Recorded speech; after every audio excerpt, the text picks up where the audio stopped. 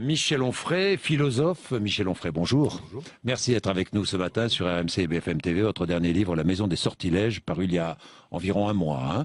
Et vous parlez de musique dans ce livre. Bien, on va parler de musique ce matin.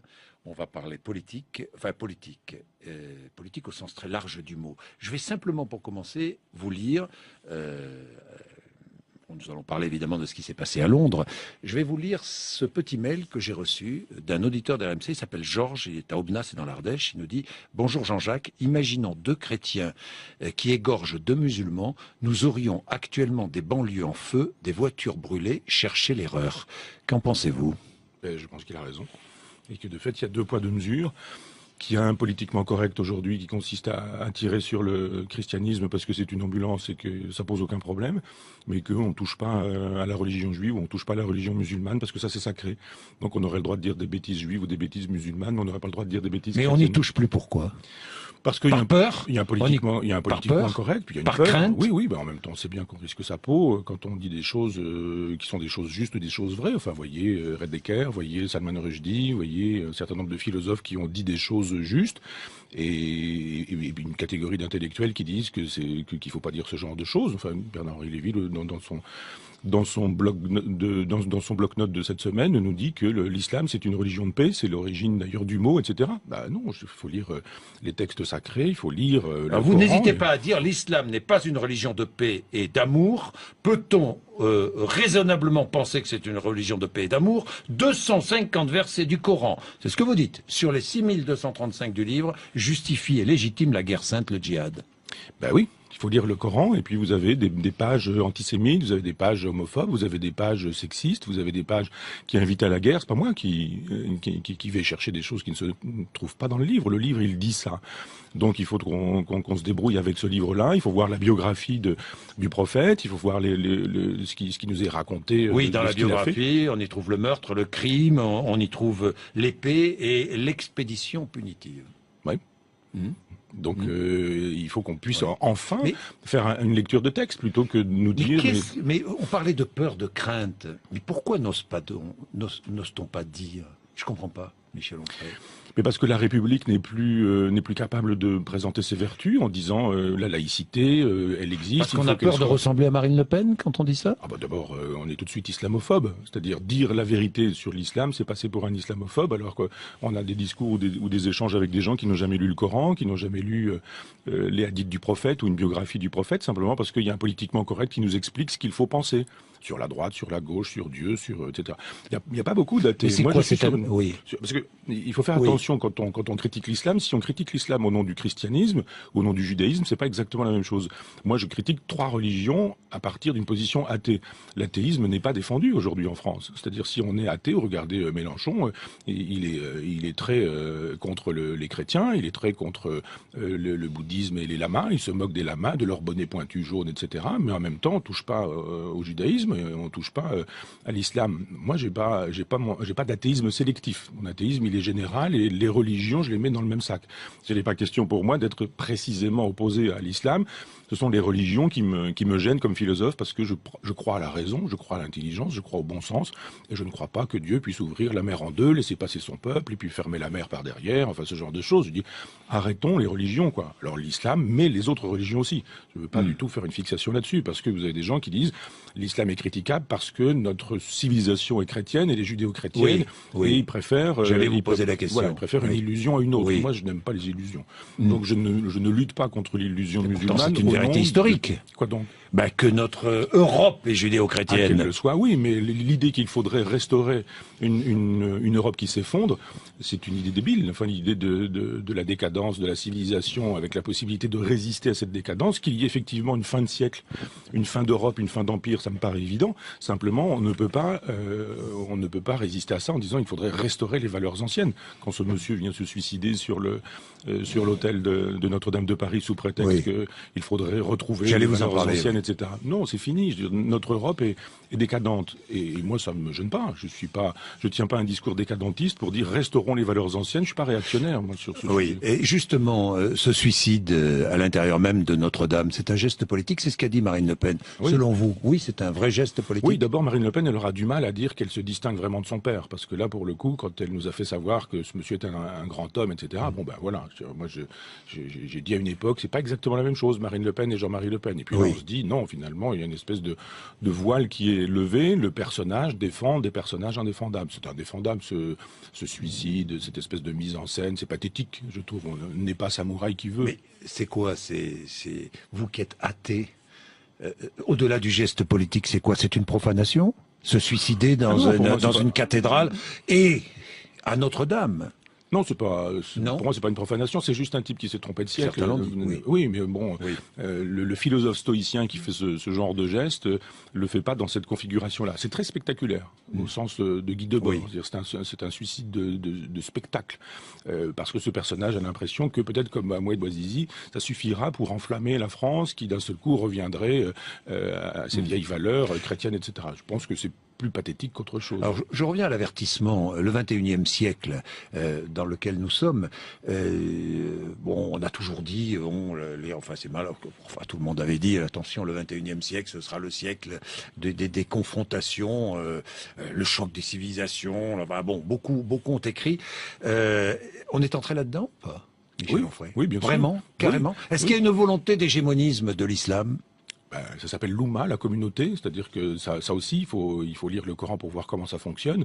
Il y a les valeurs qui fonctionnent pour l'Oumma et pour la communauté, et puis des valeurs qui ne fonctionnent pas pour la communauté. Moi, je suis pas chrétien, mais le christianisme est universel. C'est-à-dire ce qui vaut dans le christianisme vaut pour tous les hommes, quelle que soit leur couleur de peau, quelle que soit leur religion, qu'on soit homme, qu'on soit femme, qu'on soit riche ou qu'on soit pauvre. Il y a une dimension universelle au christianisme.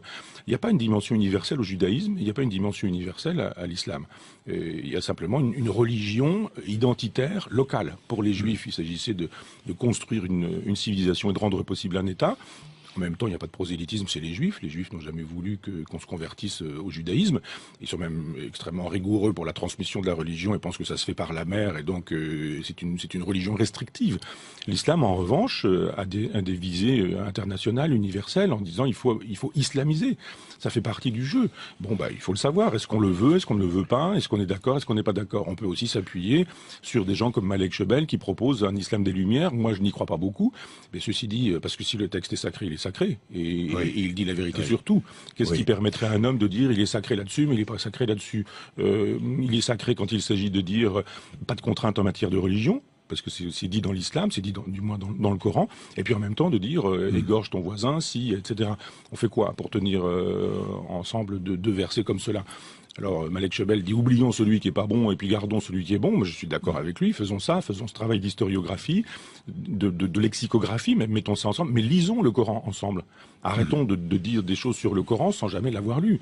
Qui se permettrait ceci dit, ça se fait, mais je veux dire, de juger d'un film sans l'avoir vu, ou de lire d'un livre, mais ça c'est pas, non, c'est plutôt habituel. Je veux dire, de parler d'un livre qu'on n'aurait pas lu. Là, on parle d'une religion qu'on ne connaît pas. Oui, mais Michel Onfray, revenons à l'actualité. François Hollande va partir au Qatar. Il a dit il faut arrêter le Qatar bashing. Le bashing, c'est un mot maintenant qui, ça y est, tout le monde l'emploie. Il y en a quelqu'un l'a employé, tout le monde l'emploie. Enfin bon, peu importe. Arrêtons le Qatar bashing. Arrêtons de critiquer sans cesse le Qatar, ses investissements en France. Oui, mais le Qatar soutient quand même l'idéal terroriste. Oui. Hein, disons-le. Oui, mais ça c'est pareil, il y a du politiquement correct. C'est-à-dire, c'est plus facile d'aller attaquer le Mali que d'aller attaquer le Qatar. C'est plus facile d'aller attaquer des petits pays qui pourront pas se défendre plutôt que d'aller attaquer, je sais pas, le Pakistan ou d'autres endroits. Vous pensez que le Qatar travaille à l'expansion idéologique en France? Je pense que à travers ses investissements, à la fois dans les grandes entreprises, en banlieue, ou dans le football. Oui, mais on peut pas en vouloir à une religion de faire du prosélytisme. Elle le dit clairement.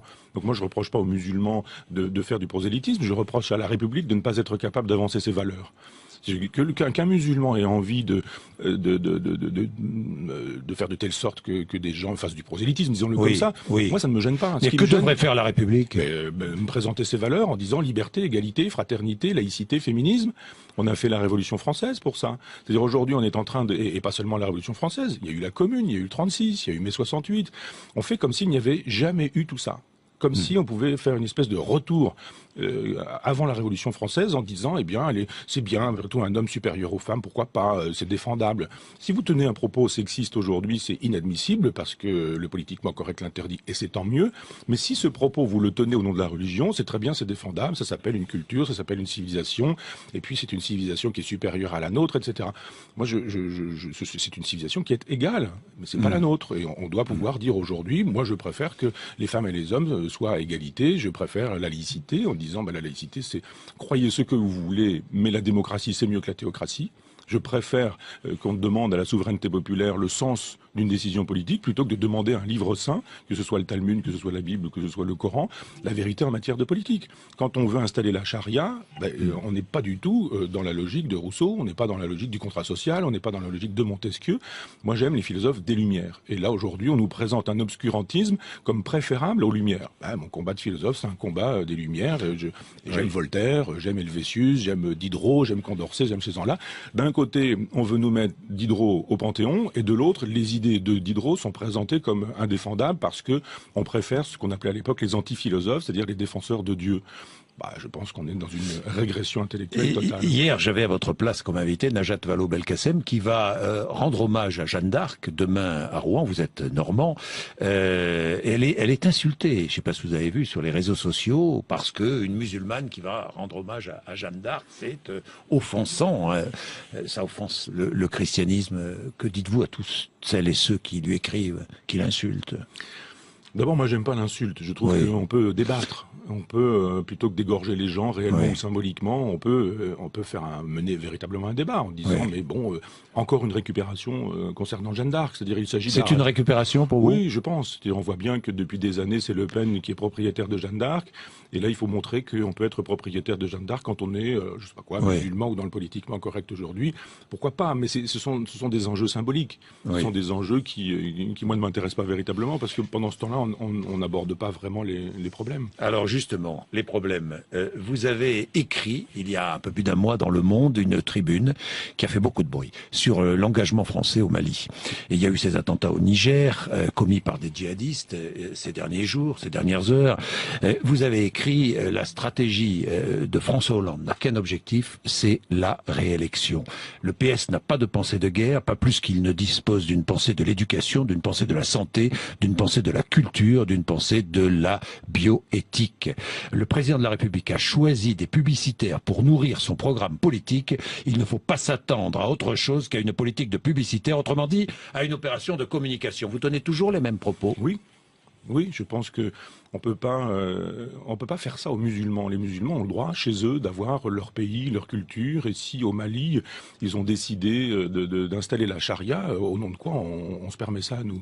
C'est-à-dire le jour où on nous fait savoir que la Polynésie française devrait être aujourd'hui décolonisée, imaginez que les Maliens décident d'envoyer leur armée pour régler les problèmes français. Donc au Mali, les djihadistes avaient raison de vouloir imposer la charia. Oui, ça paraît normal. C'est-à-dire, pourquoi est-ce que les gens dans leur pays n'auraient pas le droit de mener leur politique? En Afghanistan, c'est la même chose. Pourquoi est-ce qu'on a des problèmes de terrorisme aujourd'hui? Les musulmans sont pas des imbéciles non plus. C'est-à-dire, on leur mène une guerre chez eux. En Afghanistan, par exemple, ou au Mali, on leur rend la vie impossible, on s'en va les massacrer, on les tue par dizaines ou par centaines, et en même temps, on voudrait que ces gens-là soient gentils, etc. Ils sont pas gentils, mais ils ont raison. Autant je suis sur une lutte athée, en disant que l'islam ne me convient pas. Autant que l'islam est dangereux. Mais autant je trouve que sur le terrain politique, il n'y a aucune raison pour qu'on aille faire la loi chez les autres. Pourquoi est-ce qu'on fait la loi chez Kadhafi, par exemple? Pourquoi est-ce qu'on fait la loi au Mali? Et pourquoi est-ce qu'on la fait pas au Pakistan? Pourquoi est-ce qu'on la fait pas au Qatar? Pourquoi est-ce qu'on la fait pas à Cuba? Ou pourquoi est-ce qu'on la fait pas en Chine? Si vraiment les droits de l'homme nous intéressent, pourquoi est-ce qu'on est spécifiquement au Mali et pas dans des endroits où les droits de l'homme sont bafoués partout? Alors, moi, je trouve normal qu'au Mali, où il m'est arrivé d'aller, la politique puisse exister. Parce que nous défendons d'autres valeurs que les valeurs défendues par les djihadistes du Sahara. Oui, mais ils sont chez eux. Et on va pas faire la loi chez les musulmans, enfin dans les pays musulmans, que les musulmans fassent leur loi. Pourquoi est-ce qu'on n'intervient pas en Israël? Pourquoi il faut arrêter de vouloir faire la politique coloniale qui est la nôtre dans des pays sous prétexte que ce serait les droits de l'homme qui nous animeraient. Ce sont pas les droits de l'homme qui animent Hollande au Mali. Alors justement, François Hollande, ce sera le dernier chapitre de